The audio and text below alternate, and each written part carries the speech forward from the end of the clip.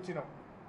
Parliament ఎన్నికలు వచ్చేసరికి నీ 6 గ్యారంటీలను హామీలు ప్రజలు నమ్ముతలేరని చివరికి ఈయన గారు దేవుడి మీద ఒట్టు పెట్టే కార్యక్రమం స్టార్ట్ చేశాడు. ఏ ఊరికి పోతే ఆ ఊరు దేవుడి మీద ఒట్టు పెట్టి, దేవుడా నీ మీద ప్రమాణం చేస్తున్నా 15 ఆగస్టు లోపు రుణమాఫీ చేసి తీరుతా అని చెప్పి ఈయన గారు చెప్పుకుంటూ వచ్చిండు. దాంట్లో భాగంగా యాదాద్రి లక్ష్మీనరసింహస్వామి మీద కూడా ఒట్టు పెట్టిండు కదా. లక్ష్మీనరసింహస్వామి తెలంగాణ కొంగు బంగారం, ఎంతో మహిమగల్ల దేవుడు. ఆయన మీద ఒట్టి పెట్టి మాట తప్పితే అది క్షమించరానటువంటి నేరం. అందుకే ఈరోజు ఆ దేవుని దగ్గరికి వచ్చినాం.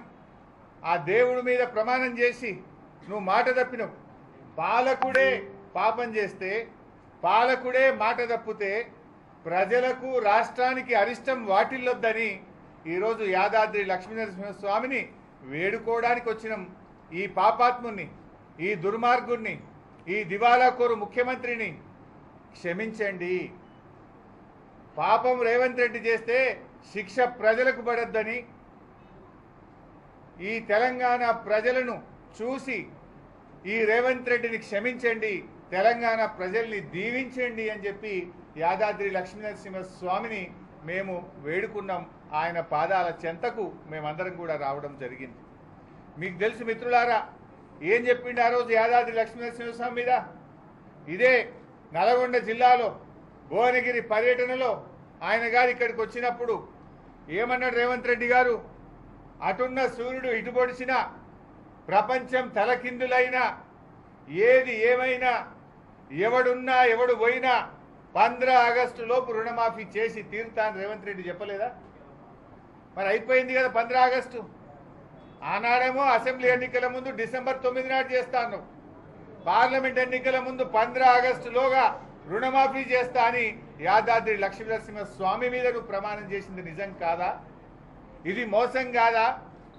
ఇది రైతులకే కాదు, దైవ ద్రోహానికి పాల్పడ్డాడు రేవంత్ రెడ్డి గారు. ఈరోజు రైతులనే కాదు, దేవుణ్ణి కూడా ఇలా రేవంత్ రెడ్డి గారు మోసం చేసిండు. మరి అయిందా రుణమాఫీ? ఇలా ఏం జరిగిందో మీరందరూ చూస్తున్నారు.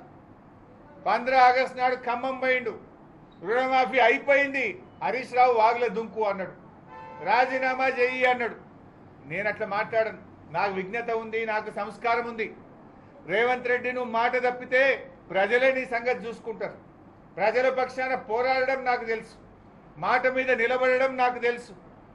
ఎమ్మెల్యే పదవికి కేసీఆర్ గారు ఆదేశిస్తే 2 సార్లు రాజీనామా చేసిన, మంత్రి పదవికి కూడా రాజీనామా చేసిన చరిత్ర మాకుంది.